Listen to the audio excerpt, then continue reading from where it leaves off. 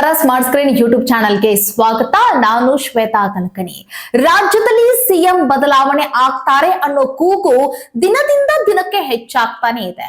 ಮೊನ್ನೆ ಆದ್ರೂ ಖರ್ಗೆ ಅವರು ಕಾಂಗ್ರೆಸ್ ಪಾಳೆಯಕ್ಕೆ ಒಂದು ಬುದ್ಧಿವಾದವನ್ನ ಹೇಳಿದ್ರು, ಒಂದು ಮಾತನ್ನ ಹೇಳಿದ್ರು, ವಾರ್ನಿಂಗ್ ಅನ್ನ ಕೊಟ್ಟಿದ್ರು. ಆದ್ರೆ ಕೈ ಪಾಳ್ಯದ ಶಾಸಕರಾಗಿರ್ಬೋದು, ಬೆಂಬಲಿಗರಾಗಿರ್ಬೋದು, ಸಚಿವರಾಗಿರ್ಬೋದು, ಯಾರು ಕೂಡ ಅವರ ಮಾತಿಗೆ ಕಿಮ್ಮತ್ ಕೊಡ್ಲಿಲ್ಲ ಅಂತ ಕಾಣಿಸ್ತಾ ಇದೆ. ಯಾಕಂತಂದ್ರೆ ಮತ್ತೆ ಕೂಡ ಅದೇ ರಾಗ ನೋಡಿ. ಸತೀಶ್ ಜಾರಕಿಹೊಳಿ ಅವರ ಬೆಂಬಲಿಗರು ಕುಂಭಮೇಳದಲ್ಲಿ ಹೋಗಿ ನಿಂತ್ಕೊಂಡು ಮುಂದಿನ ಸಿಎಂ ಸತೀಶ್ ಜಾರಕಿಹೊಳಿ ಅವರು ಅಂತ ಹೇಳ್ತಾ ಇದ್ರೆ, ಇತ್ತ ಕಡೆ ಇಲ್ಲಿ ಬಾಲಕೃಷ್ಣ ಅವರು ಒಂದು ಕಡೆ ಹೋಗಿ ಅಂತಂದ್ರೆ ಚನ್ನಪಟ್ಟಣದಲ್ಲಿ ನಡೆದಿರುವಂತಹ ಸಮಾವೇಶದಲ್ಲಿ ಬಾಲಕೃಷ್ಣ ಅವರು ಹೋಗಿ ಮುಂದಿನ ಸಿಎಂ ಯಾರಾಗ್ತಾರೆ ಅಂತಂದ್ರೆ ಡಿ ಕೆ ಶಿವಕುಮಾರ್ ಅವರು ಆಗ್ತಾರೆ.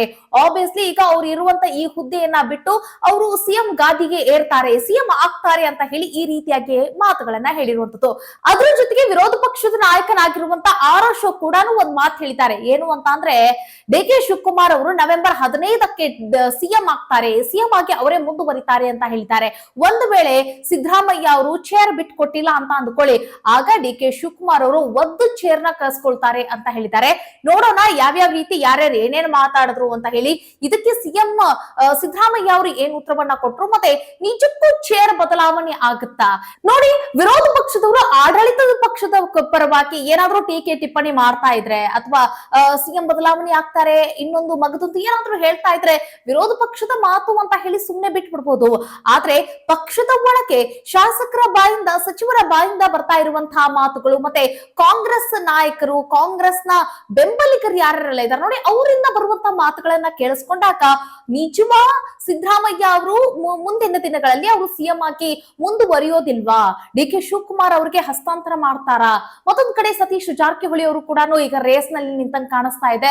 ಬೆಂಬಲಿಗರು ಕುಂಭಮೇಳದಲ್ಲಿ ಹೋಗಿ ಅವರು ಈ ರೀತಿಯಾಗಿ ಹೇಳ್ತಾ ಇರೋದನ್ನ ಕೇಳಿಸ್ಕೊಂತಾ ಇದ್ರೆ ಮುಂದೆ ಯಾರು ಸಿಎಂ ಆಗ್ತಾರೆ? ಡಿ ಕೆ ಶಿವಕುಮಾರ್ ಅವರು ಸಿಎಂ ಆಗ್ತಾರ, ಸತೀಶ್ ಜಾರಕಿಹೊಳಿ ಅವರು ಆಗ್ತಾರ, ಅಥವಾ ಸಿಎಂ ಸಿದ್ದರಾಮಯ್ಯ ಅವರೇ ಮುಂದುವರಿತಾರ? ಇದ್ರ ಬಗ್ಗೆ ಒಂದೊಂದಾಗಿ ನಾವು ನೋಡ್ತಾ ಹೋಗೋಣ. ಯಾರ್ಯಾರು ಏನೇನ್ ಮಾತಾಡಿದ್ರು, ಏನೇನ್ ಕತೆ ಆಯ್ತು ಅಂತ ಹೇಳಿ ನೋಡಿ. ಖರ್ಗೆ ಅವರು, ಮಲ್ಲಿಕಾರ್ಜುನ ಖರ್ಗೆ ಅವರು, ಇವರೆಲ್ರಿಗೂ ಕೂಡ ಒಂದು ಮಾತನ್ನ ಹೇಳಿರ್ತಾರೆ, ವಾರ್ನಿಂಗ್ ಅನ್ನ ಕೊಟ್ಟಿರ್ತಾರೆ. ಕೈ ಕಟ್ಕೊಂಡು ಬಾಯಿ ಮುಚ್ಕೊಂಡು ಇರ್ಬೇಕಷ್ಟೇ, ಯಾರು ಯಾವ್ದ್ರ ಬಗ್ಗೆ ಕೂಡ ಮಾತನಾಡಲ್ಲ, ಯಾವ ಹುದ್ದೆಯು ಕೂಡ ಬಗ್ಗೆ ಮಾತನಾಡೋ ಹಂಗಿಲ್ಲ ಅಂತ ಹೇಳಿರ್ತಾರೆ. ಮತ್ತೆ ಯಾರು ಕೂಡ ದೆಹಲಿ ಮೀಟಿಂಗ್ ಬರೋ ಹಾಗಿಲ್ಲ, ಏನೇ ಇದ್ರೂ ರಾಜಕೀಯವಾಗಿ ಇರ್ಬೇಕು, ಪಕ್ಷದ ಪರವಾಗಿ ಮಾತನಾಡೋದಿದ್ರೆ ಏನಾದ್ರೂ ಬನ್ನಿ, ಆದ್ರೆ ಏನಾದ್ರೂ ತಂತ್ರಗಾರಿಕೆ, ಏನಾದ್ರೂ ಷಡ್ಯಂತ್ರ, ನಿಮ್ಮ ಒಂದು ವೈಯಕ್ತಿಕ ವಿಚಾರ ಇಟ್ಕೊಂಡು ನೀವು ದೆಹಲಿಗೆ ಬರೋ ಹಾಗಿಲ್ಲ ಅಂತಾನು ಕೂಡ ಅವರು ವಾರ್ನಿಂಗ್ ಕೊಟ್ಟಿದ್ರು. ಆದ್ರೆ ಏನ್ ಮಾಡ್ತೀರಾ, ಸತೀಶ್ ಜಾರಕಿಹೊಳಿ ಆಗಿರ್ಬೋದು, ಮತ್ತೆ ಬೋಸರಾಜ್ ಅವರು ಆಗಿರ್ಬೋದು, ಕೆ ಎನ್ ರಾಜಣ್ಣ, ಮತ್ತೆ ಗೃಹ ಸಚಿವರಾಗಿರುವಂತಹ ಪರಮೇಶ್ವರ್ ಅವರು ಎಲ್ಲರೂ ಕೂಡ ಈಗ ದೆಹಲಿ ಮೆಟ್ಟಿಲು ಹತ್ತಂಗ್ ಕಾಣಿಸ್ತಾ ಇದ್ದಾರೆ. ದೆಹಲಿಗೆ ಹೋಗ್ಬೇಕು ಅಂತ ಹೇಳಿ ಎಲ್ಲರೂ ಕೂಡ ಆತರದಲ್ಲಿದ್ದಾರೆ. ನೋಡೋಣ ಏನೇನಾಗುತ್ತೆ ಅಂತ ಹೇಳಿ. ಮಾಗಡಿ ಶಾಸಕರಾಗಿರುವಂತಹ ಎಚ್ ಸಿ ಬಾಲಕೃಷ್ಣ ಅವರು ಚನ್ನಪಟ್ಟಣದಲ್ಲಿ ಶಾಸಕರ ಒಂದು ಸಮಾವೇಶ ಇರುತ್ತೆ. ಆ ಸಮಾವೇಶದಲ್ಲಿ ಏನ್ ಮಾತನಾಡಿದ್ರು ಅಂತ ಅಂದ್ರೆ, ಮುಂದೆ ಡಿ ಕೆ ಶಿವಕುಮಾರ್ ಅವರು ಸಿಎಂ ಆಗಿ ಮುಂದುವರಿಯಲಿದ್ದಾರೆ ಅಂತ ಹೇಳಿ ಈ ರೀತಿಯಾದಂತಹ ಹೇಳಿಕೆಯನ್ನ ಬಹಿರಂಗವಾಗಿ ಕೊಟ್ಟಿರೋ ಕಾರಣಕ್ಕಾಗಿ ಆಬ್ವಿಯಸ್ಲಿ ಕಾಂಗ್ರೆಸ್ನ ನಾಯಕರು ಈ ರೀತಿಯಾಗಿ ಹೇಳಿಕೆಗಳನ್ನ ಕೊಡ್ತಾ ಇರುವಂತಹ ಸಂದರ್ಭದಲ್ಲಿ ವಿರೋಧ ಪಕ್ಷದ ನಾಯಕರು ಕೂಡ ಆ ಮಾತನ್ನ ಎತ್ಕೊಂಡು, ಹೌದು ನವೆಂಬರ್ 15ಕ್ಕೆ ಸಿಎಂ ಬದಲಾವಣೆ ಆಗುತ್ತೆ ನೋಡಿ, ಅವತ್ತೊಂದಿನ ಮ್ಯೂಸಿಕಲ್ ಚೇರ್ ಇರತ್ತೆ, ಅವತ್ತು ಯಾರು ಕುತ್ಕೊಂತಾರ ನೋಡಿ ಟಕ್ ಅಂತ ಚೇರ್ಗೆ, ಅವತ್ತು ಅವ್ರು ಸಿಎಂ ಆಗ್ತಾರೆ ಅಂತ ಹೇಳಿ ಇಲ್ಲಿ ಆರ್ ಅಶೋಕ್ ಅವರು ಈ ಒಂದು ಮಾತನ್ನ ಅಸ್ತ್ರ ಮಾಡ್ಕೊಂಡಂಗೆ ಕಾಣಿಸ್ತು. ಇನ್ನೊಂದು ಕಡೆ ಕುಂಭಮೇಳದಲ್ಲಿ ಹೋಗಿಯೂ ಕೂಡ ಸತೀಶ್ ಜಾರಕಿಹೊಳಿ ಅವರ ಬೆಂಬಲಿಗರು ಹೋಗಿ ಇನ್ನು ಮುಂದೆ ಸಿದ್ದರಾಮಯ್ಯ ಅವರ ನಂತರ ಅಂತ ಹೇಳಿದ್ರು, ಅಥವಾ ಈಗ ಎರಡೂವರೆ ಅಂತ ಹೇಳಿ ಏನ್ ನಿರ್ಧಾರ ಮಾಡಿದ್ರಲ್ಲ, ಸೊ ಈಗ ಡಿ ಕೆ ಶಿವಕುಮಾರ್ ಅವರು ಮುಂದಿನ ದಿನಗಳಲ್ಲಿ ಅವರು ಸಿಎಂ ಆಗ್ತಾರೆ ಅಂತ ಹೇಳಿ ಒಂದಷ್ಟು ಜನ ಮಾತಾಡ್ತಿದ್ರೆ, ಈ ಕಡೆ ಸತೀಶ್ ಜಾರಕಿಹೊಳಿ ಅವರ ಬೆಂಬಲಿಗರು ಮುಂದೆ ಈಗ ಸಿಎಂ ಆಗೋದು ಸತೀಶ್ ಜಾರಕಿಹೊಳಿ ಅವರು ಅಂತ ಹೇಳಿದ್ರು. ಸೊ ನೋಡೋಣ ಸತೀಶ್ ಜಾರಕಿಹೊಳಿ ಅವರು ಸಿಎಂ ಆಗಿ ಮುಂದುವರಿತಾರ, ಏನ್ ಕತೆ ಅನ್ನೋದನ್ನ ನೋಡೋಣ. ಇದರ ಜೊತೆಗೆ ಈಗ ಸಿಎಂ ಸಿದ್ದರಾಮಯ್ಯ ಅವರಿಗೆ ದಲಿತ ಸಚಿವರಿಂದನೂ ಕೂಡ ಒಂದಿಷ್ಟು ಕಗ್ಗಂಟುಗಳು ಆಗ್ತಾ ಇವೆ. ಯಾಕೆ ಅಂತ ಅಂದ್ರೆ, ದಲಿತ ಸಚಿವರೆಲ್ಲರೂ ಕೂಡ ಸೇರ್ಕೊಂಡು ಮೀಟಿಂಗ್ ಅನ್ನ ಮಾಡ್ತಾ ಇರುವಂತದ್ದು, ದೆಹಲಿಗೆ ಹೋಗ್ತಾ ಇರುವಂತದ್ದು, ದೆಹಲಿಗೆ ಹೋಗಿ ಇನ್ನೇನು ಆಫರ್ ಅನ್ನ ಇಡ್ತಾರೆ ಅನ್ನೋ ಒಂದಿಷ್ಟು ಕುತೂಹಲ ಸಿದ್ದರಾಮಯ್ಯ ಅವರಿಗೆ ಕಾಡ್ತಾ ಇದೆ. ಯಾಕಂತಂದ್ರೆ ಇವರೆಲ್ಲರೂ ಕೂಡ ಕಾಂಗ್ರೆಸ್ ನಾಯಕರೇ, ಸ್ವಪಕ್ಷದ ನಾಯಕರೇ ಈ ರೀತಿಯಾಗಿ ಮಾಡ್ತಾ ಇರುವಂತ ಸಂದರ್ಭದಲ್ಲಿ ಸಿದ್ದರಾಮಯ್ಯ ಅವರಿಗೆ ಹೆಂಗ್ ಮ್ಯಾನೇಜ್ಮೆಂಟ್ ಮಾಡಕ್ಕಾಗತ್ತೆ ನೀವೇ ಹೇಳಿ ಅಲ್ವಾ? ಅಲ್ವಾ? ಇನ್ನೊಂದು ಕಡೆಗೆ KN ರಾಜಣ್ಣ ಅವರು ಫೆಬ್ರವರಿ 11ರ ಒಳಗೆ ನಾನು ಹೋಗಿ ಬರ್ತೀನಿ ದೆಹಲಿಗೆ ಅಂತ ಹೇಳಿ ಒಂದು ಸ್ಟೇಟ್ಮೆಂಟ್ ಅನ್ನ ಕೊಡ್ತಾರೆ.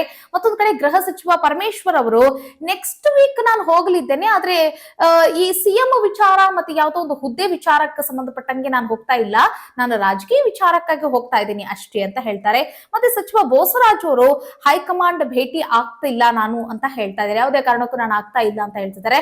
ನೋಡೋಣ ಇವರು ಹೋದ ನಂತರ ನೋಡೋಣ ಇವರು ವಿಚಾರ.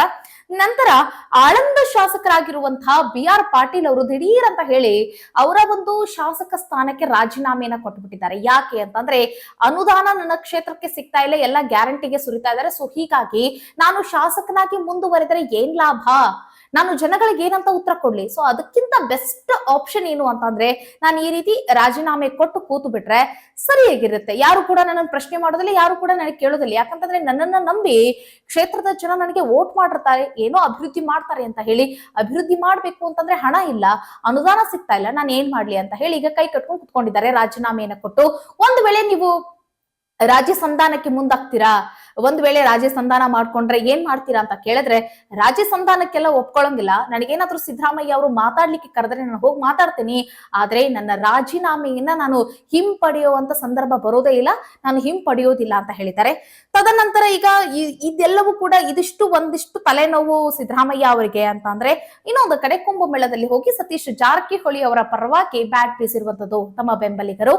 ಮುಂದೆ ಸಿಎಂ ಸತೀಶ್ ಜಾರಕಿಹೊಳಿ ಅವರು ಆಗ್ತಾರೆ ಅಂತ ಹೇಳಿದ್ದಾರೆ.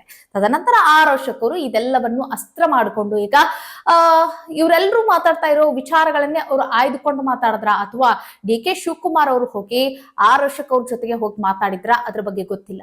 ಒಟ್ಟಿನಲ್ಲಿ ಆರೋಶಕ್ ಅವರು ಹೇಳ್ತಾ ಇದ್ದಾರೆ, ಅವರು ತುಂಬಾ ನಂಬಿಕೆ ಇಟ್ಕೊಂಡು ಹೇಳ್ತಿದ್ದಾರೆ, ನವೆಂಬರ್ 15ಕ್ಕೆ ಸಿಎಂ ಬದಲಾವಣೆ ಆಗ್ತಾರೆ, ನೋಡ್ತಾ ಇರಿ ಏನಾಗುತ್ತೆ ಅನ್ನೋದನ್ನ ನೋಡ್ತಾ ಇರಿ. ಒಂದ್ ವೇಳೆ ಅವತ್ತೇನಾದ್ರೂ ಅಮಾವಾಸ್ಯೆ ಅಥವಾ ಪೌರ್ಣಿಮೆ ಏನಾದ್ರೂ ಇದ್ರೆ ಒಂದ್ ಸ್ವಲ್ಪ ಎಡಬಲ ಏನಾದ್ರೂ ಚೇಂಜ್ ಆಗ್ಬೋದು, ಆದ್ರೆ ನವೆಂಬರ್ 15 ಫಿಕ್ಸ್ ಅಂತ ಹೇಳಿ ಆರೋಶಕ್ ಅವರು ಮಾತಾಡಿದ್ರು. ಇದು ಎಷ್ಟರ ಮಟ್ಟಿಗೆ ನಿಜ ಆಗತ್ತೆ ಅನ್ನೋದನ್ನ ನಾವು ನೋಡ್ಬೇಕಾಗತ್ತೆ. ಒಟ್ಟಿನಲ್ಲಿ ಈಗ ವಿರೋಧ ಪಕ್ಷದಿಂದ ಏನಾದ್ರೂ ಟೀಕೆ ಟಿಪ್ಪಣಿ ಬಂದಾಗ ಅದನ್ನ ಸಹಿಸ್ಕೊಳ್ಬಹುದು ಕಣ್ರಿ. ಸ್ವಪಕ್ಷದಲ್ಲಿ ಈ ರೀತಿಯಾದಂತಹ ಒಂದಿಷ್ಟು ಗಲಭೆಗಳು, ಒಂದಿಷ್ಟು ಗೊಂದಲಗಳು ನಡೆಯುವಂತ ಸಂದರ್ಭದಲ್ಲಿ ಅದನ್ನ ಮ್ಯಾನೇಜ್ ಮಾಡೋದು ತುಂಬಾ ರಿಸ್ಕ್ ಅಂತ ಹೇಳ್ಬೋದು, ಕಷ್ಟಕರ ಆಗತ್ತೆ. ಅದ್ರಲ್ಲೂ ನೋಡಿ, ನೀವು ಆಪ್ತ ವಲಯದಲ್ಲಿ ಗುರುತಿಸಿಕೊಂಡಿರುವಂತಹ BR ಪಾಟೀಲ್ ಅವರು ಸಿದ್ದರಾಮಯ್ಯ ಅವರಿಗೆ ತುಂಬಾ ಆಪ್ತರವರು. ಅವರು ಕೂಡ ಈಗ ಅವ್ರ ಮಾತು ತಲೆ ಕೆಡ್ಸ್ಕೊಂತಾ ಇಲ್ಲ, ಅವ್ರ ಮಾತೆ ಕೇಳ್ತಾ ಇಲ್ಲ. ಸಿದ್ದರಾಮಯ್ಯ ಅವರದು ರಾಜೀನಾಮೆ ಕೊಟ್ಟು ಸುಮ್ ಕುತ್ಕೊಂಡ್ಬಿಟ್ಟಿದ್ದಾರೆ ಈಗ. ಸೊ ಈಗ ಅವ್ರ ಮನ ಒಲಿಸೋದು ಕೂಡ ಸ್ವಲ್ಪ ಕಷ್ಟದಾಯಕವಾಗಿದೆ. ಜೊತೆಗೆ ಇಲ್ಲಿ ಸತೀಶ್ ಜಾರಕಿಹೊಳಿ ಅವರು ದೆಹಲಿ ಹೋಗಿ ಬರ್ತಾ ಇದ್ದಾರೆ. ಇವರು ಹಿಂದೆ ಅದೆಂತ ಸ್ಟ್ರಾಟಜಿನ ಮಾಡ್ತಾ ಇದ್ದಾರೆ, ರಣತಂತ್ರವನ್ನ ಹೆಣಿತಾ ಇದ್ದಾರೆ ಅನ್ನೋದು ಕೂಡ ಗೊತ್ತಾಗ್ತಾ ಇಲ್ಲ. ಒಟ್ಟಿನಲ್ಲಿ ಇವರ ನಡೆಯು ಕೂಡ ಕುತೂಹಲ ಕೆರಳಿಸ್ತಾ ಇದೆ. ಒಟ್ಟಿನಲ್ಲಿ ದಲಿತ ಸಚಿವರ ಒಂದು ಗುಂಪನ್ನ ಮಾಡಿಕೊಂಡು ಮೀಟಿಂಗ್ ಮಾಡೋದೇನು, ನಾ ದೆಹಲಿಗೆ ಹೋಗಿ ಬರ್ತೀವಿ ಅಂತ ಹೇಳೋದೇನು, ಸೊ ಇದೆಲ್ಲವೂ ಕೂಡ ನಡೀತಾ ಇದೆ. ಏನಾಗುತ್ತೆ ಅನ್ನೋದನ್ನ ನಾವು ನೋಡ್ಬೇಕಾಗತ್ತೆ.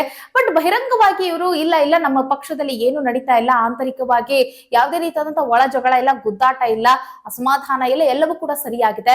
ಇವ್ರು ಯಾವಾಗಿಂದ ಭವಿಷ್ಯ ಹೇಳಕ್ ಶುರು ಮಾಡಿದ್ರು ಆರೋಶಕ್ ಅವರು ಅಂತ ಹೇಳಿ ಈ ರೀತಿಯಾಗಿ ಮಾತಾಡಿದ್ರು. ಇದ ಕುರಿತಾಗಿ ಅಂತಂದ್ರೆ DK ಶಿವಕುಮಾರ್ ಅವರು ಮುಂದಿನ ಸಿಎಂ ಆಗ್ತಾರೆ ಅಂತ ಹೇಳಿ ಕೇಳಿರುವಂತ ಅಂತಂದ್ರೆ ಆರೋಶಕ್ ಅವರು ಏನ್ ಹೇಳಿದ್ರಲ್ಲ, ಇದಕ್ಕೆ DK ಶಿವಕುಮಾರ್ ಅವ್ರಿಗೆ ನೇರವಾಗಿ ಒಂದು ಪ್ರಶ್ನೆಯನ್ನ ಕೇಳ್ತಾರೆ ರಿಪೋರ್ಟರ್. ಹೌದಾ ಸರ್, ನೀವೇ ಮುಂದೆ ಸಿಎಂ ಆಗ್ತೀರಾ ಅಂತ ಹೇಳಿ. ಆಗ DK ಶಿವಕುಮಾರ್ ಅವರು ಒಂದ್ ಮಾತು ಹೇಳ್ತಾರೆ, ಅವ್ರು ಜಾರಿಕೆ ಉತ್ತರವನ್ನ ಕೊಟ್ರ ಹಾರಿಕೆ ಉತ್ತರವನ್ನ ಕೊಟ್ರ ಗೊತ್ತಾಗ್ತಾ ಇಲ್ಲ. ಏನು ಅಂತಂದ್ರೆ ನನಗೂ ಕೂಡ ಜ್ಯೋತಿಷ್ಯ ಕೇಳೋ ಚಟ ಇದೆ ನನಗೆ. ಆರೋಶಕ್ ಅವರು ಜ್ಯೋತಿಷ್ಯ ಹೇಳಿಕ್ ಶುರು ಮಾಡ್ಕೊಂಡಿದ್ದಾರೆ ಅಂತಂದ್ರೆ ನಾನು ಸ್ವಲ್ಪ ಬಿಡು ಮಾಡ್ಕೊಂಡು ಅವ್ರ ಹತ್ರ ಜ್ಯೋತಿಷ್ಯ ಕೇಳ ಬರ್ತೀನಿ ಅಂತ ಹೇಳಿದ್ದಾರೆ. ಜ್ಯೋತಿಷ್ಯ ಕೇಳ ಬರ್ತಾರ ಅಥವಾ ಅವ್ರು ಹೇಳಿದ್ದೇ ನಿಜವಾ, ಏನಾಗುತ್ತೆ, ಆರೋಶಕ್ ಅವರು ಹೇಳಿರುವಂತ ಈ ಭವಿಷ್ಯ ನಿಜ ಆಗುತ್ತಾ, ಏನಾಗುತ್ತೆ ಅನ್ನೋದನ್ನ ಕಾದ್ ನೋಡೋಣ. ಒಟ್ಟಿನಲ್ಲಿ ಕಾಂಗ್ರೆಸ್ ಪಾಳೆಯಕ್ಕೆ ಈಗ ಒಳ ಬೇಗುದಿ ಹೆಚ್ಚಾಗಿದೆ ಅಂತಂದ್ರೆ ತಪ್ಪಿಲ್ಲ. ನೋಡೋಣ, ಎಲ್ಲಾ ಶಾಸಕರು ಮತ್ತೆ ಸಚಿವರು ಈಗ ಸಿದ್ದರಾಮಯ್ಯ ಅವರು ಸಿಎಂ ಆಗಿ ಮುಂದುವರಿಲಿ ಅಂತ ಅವರು ಸುಮ್ನಾಗ್ತಾರ ಅಥವಾ ಏನಾದ್ರೂ ಚೇಂಜಸ್ ಮಾಡ್ತಾರ ನೋಡೋಣ. ಒಟ್ಟಿನಲ್ಲಿ ಬಾಲಕೃಷ್ಣ ಅವರು ಸಮಾವೇಶದಲ್ಲಿ, ತುಂಬಿರುವಂತ ಸಮಾವೇಶದಲ್ಲಿ ಈ ರೀತಿ ಬಹಿರಂಗವಾಗಿ ಹೇಳಿಕೆಯನ್ನ ಕೊಟ್ರು ಅಂತ ಅಂದ್ರೆ ಈಗ ಸಿದ್ದರಾಮಯ್ಯ ಅವರ ಪೂರ್ಣಾವಧಿ ಮುಗಿದ ನಂತರ ಮುಂದೆ ಬರುವಂತ ಎಲೆಕ್ಷನ್ಗೆ ಆಗ ಅವರು ಸಿಎಂ ಆಗಿ ಮುಂದುವರಿಲಿ ಅಂತ ಹೇಳಿದ್ರ, ಅಥವಾ ಈಗ 2.5 ವರ್ಷಗಳ ನಂತರ ಅವರು ಸಿಎಂ ಆಗಿ ಮುಂದುವರಿತಾರೆ DK ಶಿವಕುಮಾರ್ ಅವರು ಅಂತ ಹೇಳಿದ್ರ, ಅದ್ರ ಬಗ್ಗೆ ಸ್ಪಷ್ಟತೆ ಇಲ್ಲ. ಇಲ್ಲ. ನೋಡೋಣ ಬಾಲಕೃಷ್ಣ ಅವರ ಮಾತು ಏನು, ಜೊತೆಗೆ ಇಲ್ಲಿ ಸತೀಶ್ ಜಾರಕಿಹೊಳಿ ಅವರ ಬೆಂಬಲಿಗರು ಕೂಡ ಸತೀಶ್ ಜಾರಕಿಹೊಳಿ ಅವರೇ ನೆಕ್ಸ್ಟ್ ಸಿಎಂ ಅಂತ ಹೇಳ್ತಾ ಇದ್ದಾರೆ. ನೆಕ್ಸ್ಟ್ ಸಿಎಂ ಅಂತ ಹೇಳ್ತಿದ್ದಾರೆ. 2.5 ವರ್ಷಗಳ ನಂತರದ ಸಿಎಂ ಅಂತ ಹೇಳಿಲ್ಲ. ನೋಡೋಣ. ಒಟ್ಟಿನಲ್ಲಿ ಸಿದ್ದರಾಮಯ್ಯ ಅವರು ಕಳೆದ ಬಾರಿ ಅವರು ಸಿಎಂ ಆಗಿರುವಂತಹ ಸಂದರ್ಭದಲ್ಲಿ ಪೂರ್ಣಾವಧಿ ಅವರು ಸಿಎಂ ಆಡಳಿತವನ್ನ ನಡೆಸಿದ್ರು, ಸಿಎಂ ಆಗಿದ್ರು. ಯಾವತ್ತೂ ಕೂಡ ಅವರ ಚೇರ್ ಅಲ್ಲಾಡಿರಲಿಲ್ಲ. ಈ ಸಂದರ್ಭದಲ್ಲಿ ಅವರ ಚೇರ್ ಅಲ್ಲಾಡ್ದಂಗೆ ಕಾಣಿಸ್ತಾ ಇದೆ. ಅದರಲ್ಲೂ ಸ್ವಪಕ್ಷದ ನಾಯಕರೇ ಅವರ ಚೇರ್ ಅನ್ನ ಅಲ್ಲಾಡಿಸ್ತಾ ಇದ್ದಾರೆ. ನೋಡೋಣ 5 ವರ್ಷಗಳ ಕಾಲ ಇವರೇ ಮುಂದುವರಿತಾರ ಅಥವಾ ಯಾರಾದ್ರೂ ಆ ಒಂದು ಸಿಎಂ ಸ್ಥಾನಕ್ಕೆ ಯಾರಾದ್ರೂ ಬರ್ತಾರಾ ಅನ್ನೋದನ್ನ ಕಾದೋಣ ಅಂತ ಹೇಳ್ತಾ ಮುಂದಿನ ವಿಡಿಯೋದಲ್ಲಿ ಮತ್ತೊಂದು ವಿಚಾರದೊಂದಿಗೆ ಸಿಗೋಣ. ನಮಸ್ಕಾರ.